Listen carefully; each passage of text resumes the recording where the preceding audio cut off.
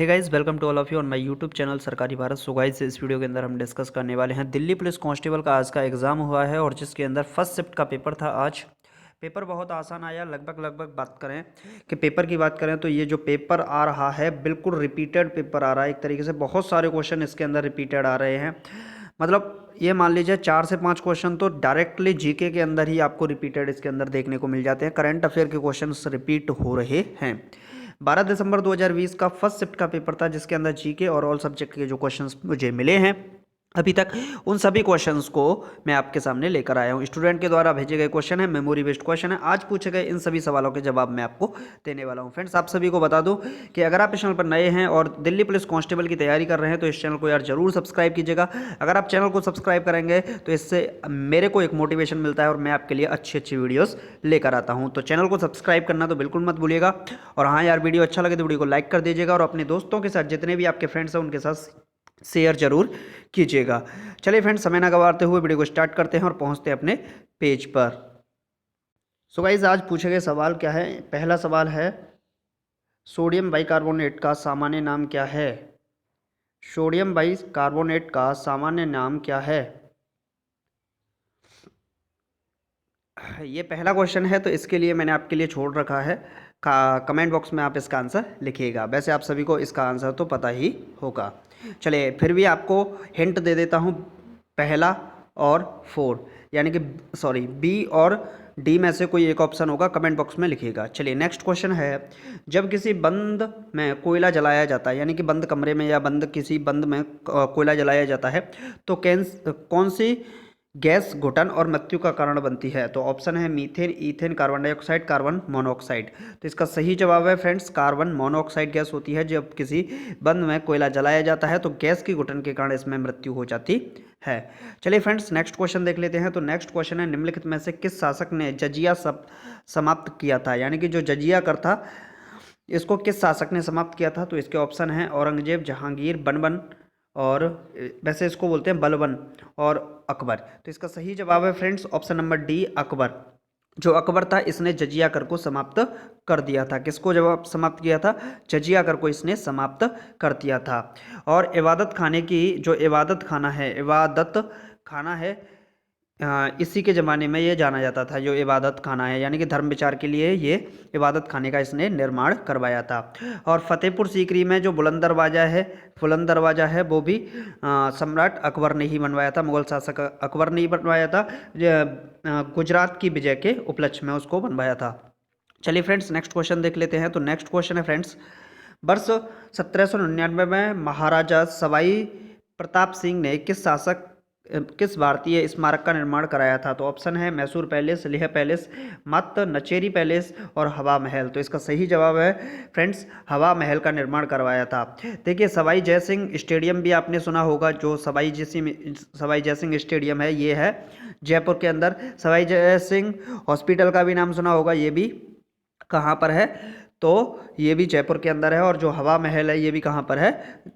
जयपुर के अंदर ही है, जयपुर राजस्थान में। नेक्स्ट क्वेश्चन है फ्रेंड्स, नेक्स्ट क्वेश्चन देख लेते हैं। तो नेक्स्ट क्वेश्चन है, दिल्ली का लाल किला और जामा मस्जिद किसके शासनकाल की वास्तुकला की विशाल उपलब्धियां हैं? ऑप्शन है औरंगजेब, शाहजहां, जहांगीर और अकबर। तो इसका सही जवाब है फ्रेंड्स, शाहजहां के द्वारा। दिल्ली का जो लाल किला है, जामा मस्जिद है, इन दोनों को ही किसने बनवाया था? शाहजहां ने बनवाया था। किसने बनवाया था? शाहजहां ने बनवाया था। चलिए फ्रेंड्स, नेक्स्ट क्वेश्चन देख लेते हैं। तो नेक्स्ट क्वेश्चन है, कौन सी नदी अधिकतम देशों से होकर गुजरती है? ये ज्योग्राफी का क्वेश्चन पूछा गया है। पिछले क्वेश्चंस जो थे वो आपके हिस्ट्री से थे। तो कौन सी नदी अधिकतम देशों से होकर गुजरती है? तो इसका ऑप्शन है अमेजन, डैन्यूब, वोल्गा और राइन नदी। तो इसका सही जवाब है option number B is the right answer, Danube नदी। जो डैन्यूब नदी है वो अधिकतम देशों से होकर गुजरती है। नेक्स्ट क्वेश्चन है फ्रेंड्स, नेक्स्ट क्वेश्चन क्या है, वर्ष 1897 में इलेक्ट्रॉन की खोज किसने की थी? देखिए, आप याद कर लीजिए, ईंट पर नाच, क्या नाच? ईंट पर नाच। ई का मतलब होता है इलेक्ट्रॉन, टे का मतलब थॉमसन, यानी कि इलेक्ट्रॉन की खोज किसने की थी? तो इलेक्ट्रॉन की खोज की थी इसमें से जे थॉमसन ने, या टॉमसन या थॉमसन कुछ भी बोल सकते हैं। पी का मतलब, प का मतलब प्रोटॉन और र का मतलब रदरफोर्ड। तो प्रोटॉन की खोज रदरफोर्ड ने, नाच में ना न्यूट्रॉन, और च का मतलब चैडविक ने खोज की थी।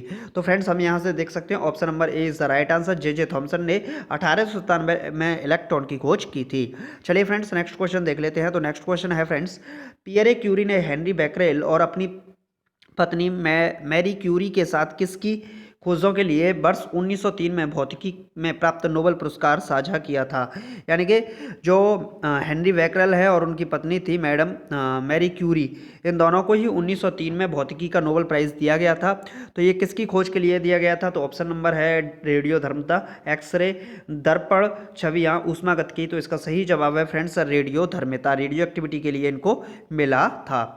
चलिए फ्रेंड्स नेक्स्ट क्वेश्चन देख लेते हैं। तो नेक्स्ट क्वेश्चन है, विलियम क्रुक्स एक भौतिकी रसायनज्ञ थे जिन्होंने किस तत्व की खोज की और उसकी नामकरण किया?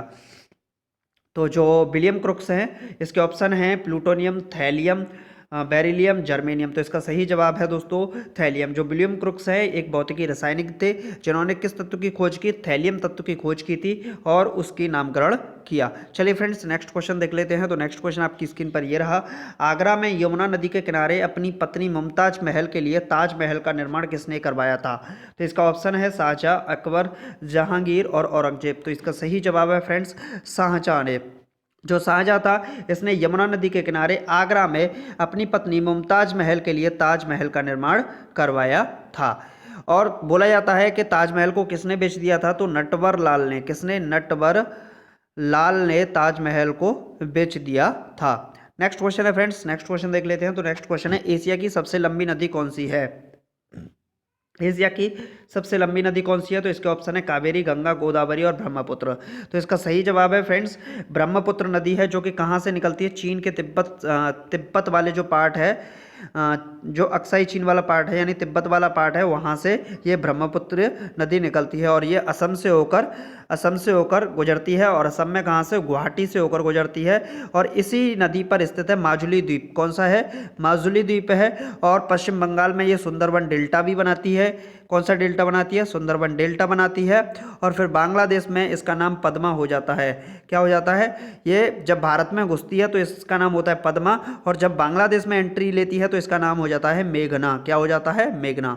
चलिए फ्रेंड्स नेक्स्ट क्वेश्चन देख लेते हैं। तो नेक्स्ट क्वेश्चन आपकी स्क्रीन पर ये रहा। नेक्स्ट क्वेश्चन है, भगत सिंह, सुखदेव और राजगुरु को उनकी पुण्यतिथि पर श्रद्धांजलि देने के लिए भारत में 23 मार्च को कौन सा दिवस मनाया जाता है? तो नेक्स्ट क्वेश्चन है, विद्रोह दिवस, श्रद्धांजलि दिवस, शहीद दिवस और विरोध दिवस।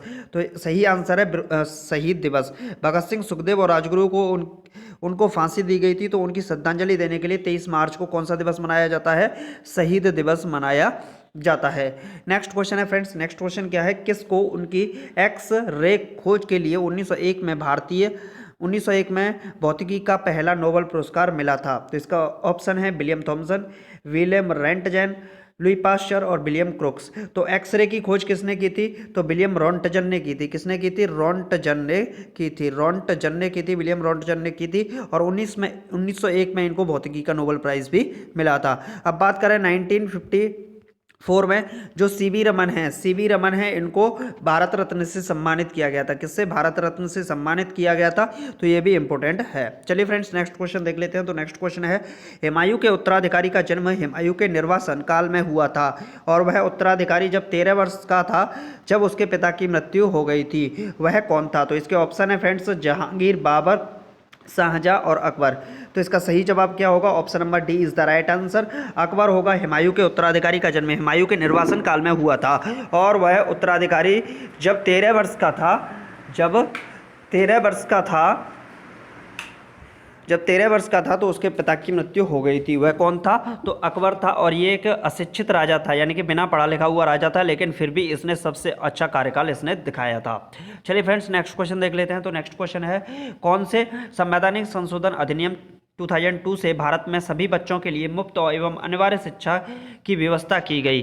तो ऑप्शन है 86वां, 85वां, 87वां और 84वां। तो 86वां संवैधानिक संशोधन हुआ था 2002 में, और इसमें बोला गया था फ्री ऑफ कॉस्ट एजुकेशन दी जाएगी। 6 से 14 वर्ष के बच्चों को फ्री ऑफ कॉस्ट एजुकेशन दी जाएगी और 14 वर्ष के कम बच्चों को कारखानों में काम करने की अनुमति नहीं होगी। चलिए फ्रेंड्स नेक्स्ट क्वेश्चन देख लेते हैं। तो नेक्स्ट क्वेश्चन है, लॉर्ड कर्जन द्वारा प्रकल्पित विक्टोरिया मेमोरियल किस शहर की चरमोत्कर्ष वास्तुकला का प्रतिनिधित्व करता है? तो इसके ऑप्शन है दिल्ली, जयपुर, कोलकाता, मुंबई। तो इसका सही जवाब है कोलकाता। कौन सा है? कोलकाता। लॉर्ड कर्जन द्वारा प्रकल्पित विक्टोरिया महल जो कहां पर बनाया गया था? कोलकाता के अंदर बनाया गया था। Option number C is the right answer.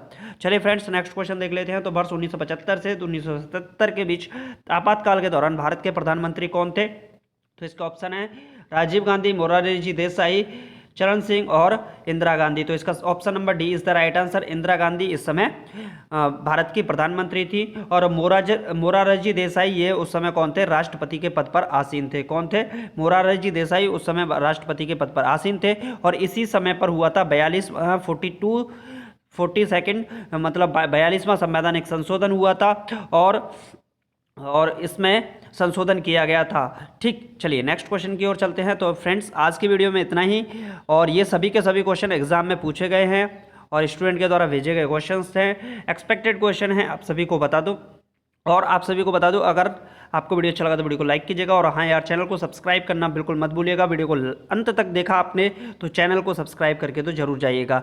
चलिए मिलते हैं नेक्स्ट वीडियो में और मिलते हैं सेकंड शिफ्ट के पेपर में। Thank you for watching this video. जय हिंद, जय भारत, टेक केयर।